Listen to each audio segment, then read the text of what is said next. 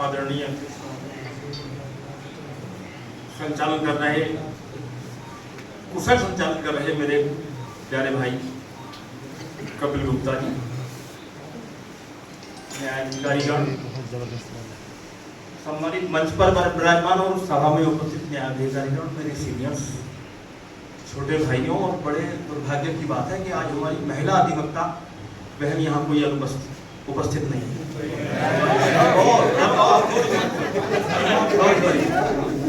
मेरी बहनों, क्योंकि बाबा साहब ने महिलाओं के लिए विशेष कार्य किया है, इसलिए मुझे आप दो की उपस्थिति दिखाई नहीं दी। मैं आपसे माफी चाहता हूँ। कोई बात नहीं। खैर, मैं आप सबको आज के इस पावन पर्व पर बोधिसत्व भारत रत्न भीमराव अम्बेडकर जी के जन्मदिन की बहुत बहुत बधाई देता हूँ। देखिए, गत की भांति जैसे मैं बाबा साहब के बारे में 4D से बात करता हूँ, आज भी मैं अपनी बात 4D से ही रखूंगा।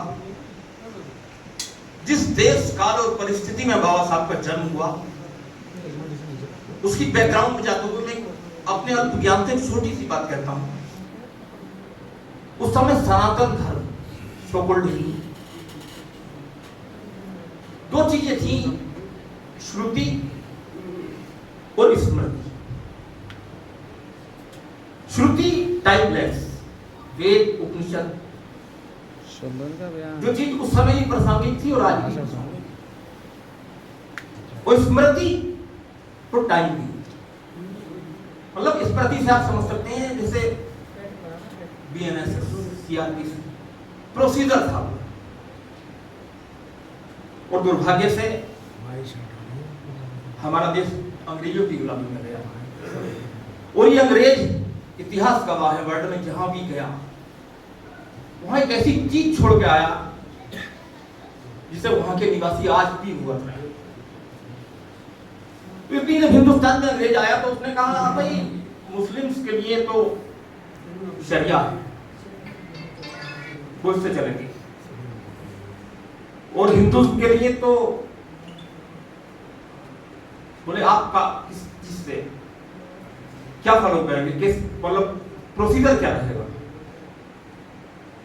तो देखिए, हमारे यहाँ 18 स्मृतियां, पाराशर स्मृति, याज्ञवल्क्य स्मृति, विष्णु स्मृति, लेकिन सबसे अंग्रेजों ने चुनाव किया मनुस्मृति।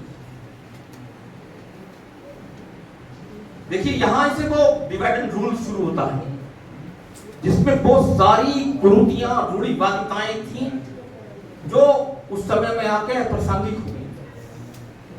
मैं आज के लिए भी कुछ बोलूंगा, खैर मैं उस बात को बताता हूँ, उस ये बैकग्राउंड के बाद मैं फिर अपने डी पे आता हूँ, क्योंकि समय कम है और बहुत लोग बोलने वाले हैं। मैं सबसे पहले बात करूंगा डी और दलित।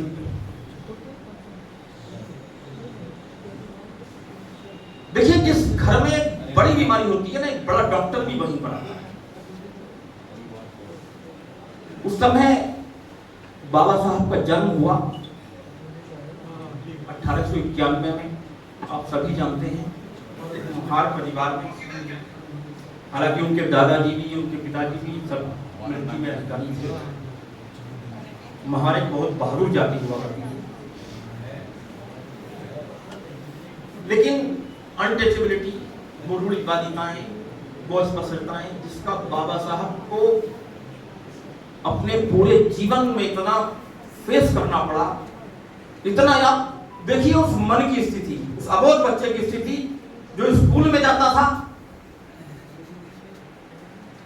और बैठने के लिए जगह नहीं थी, अपने घर से बोरी लेके जाना पड़ता था, पीने के लिए पानी नहीं था, उस घड़े को टच नहीं कर सकते थे जिसमें और लोग पानी पीते थे। और कोई स्थिति ये थी कि उन्हें पियोन दूर से पानी डाल के देता, अनटचेबिलिटी की वजह से। वो अपनी आत्मकथा में लिखते हैं कि नो पीएम नो वाटर। ऐसे में कितना मजबूत रहा होगा वो मन, जिसे आप बैठे नहीं दे रहे, जिसे आप पानी पीने की इजाजत नहीं दे रहे, वो राजा बनने के सपने देख रहा। ये है प्रेरणा की बात। और देखिए, उन्होंने, उनकी उनकी माँ ने कहा था कभी लड़ना मत, कभी किसी के लिए। बाबा साहब के पूरे साहित्य में कहीं किसी के लिए कोई निगेटिविटी नहीं, बहादुरी रखी है उस व्यक्ति की, कोई नफरत नहीं कहीं किसी के नाम, किसी के लिए। हमें प्रेरणा लेनी चाहिए उस व्यक्तित्व से। वो पढ़े। मैं अपनी दलित पे आता हूं, सिर्फ जो तो इस 4 डिग्री बोलने लगूं तो मुझे ही शायद मुझ जैसे कम ज्ञान वाले आदमी को भी एक पूरा दिन लग जाएगा। वो पढ़ के आए 4 की पीएच, अपने समय के वर्ल्ड के सबसे ज्यादा रेड में, सबसे ज्यादा पढ़े लिखे व्यक्ति, 3 विषय में पीएचडी। कोलंबिया यूनिवर्सिटी में गए, वहां की लाइब्रेरी के बेसमेंट में जो उनका रीडिंग रूम है, उसके दरवाजे पर आज भी बाबा साहब की मूर्ति लगी है और उस पर लिखा है नॉलेज ऑफ सिंबल।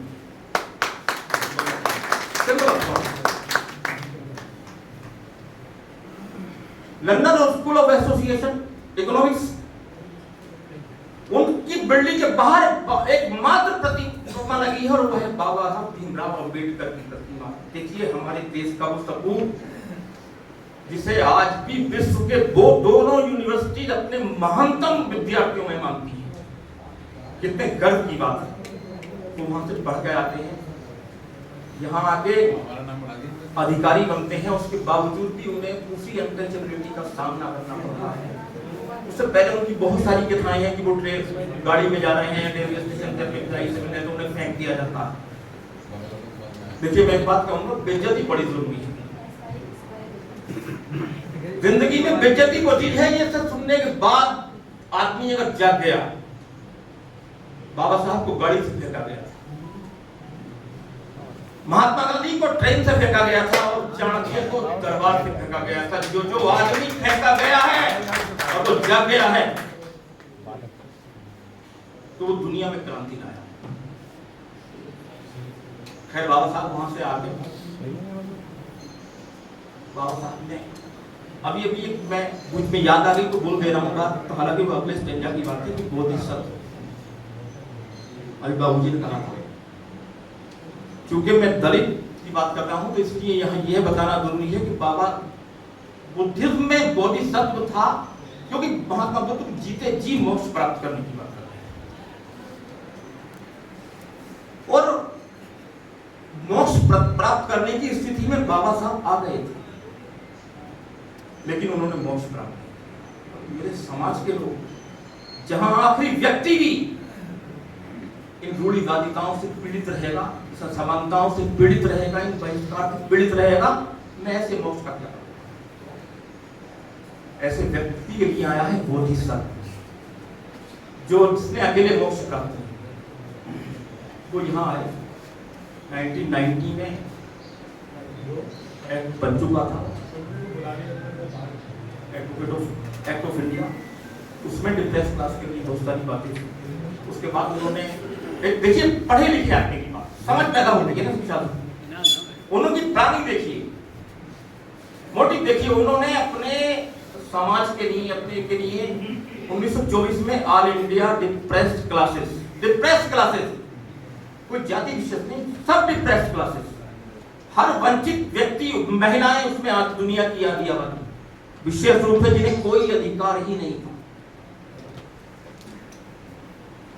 एसोसिएशन का एक पॉलिटिकल पार्टी बनाई, जिससे वो पहले गोल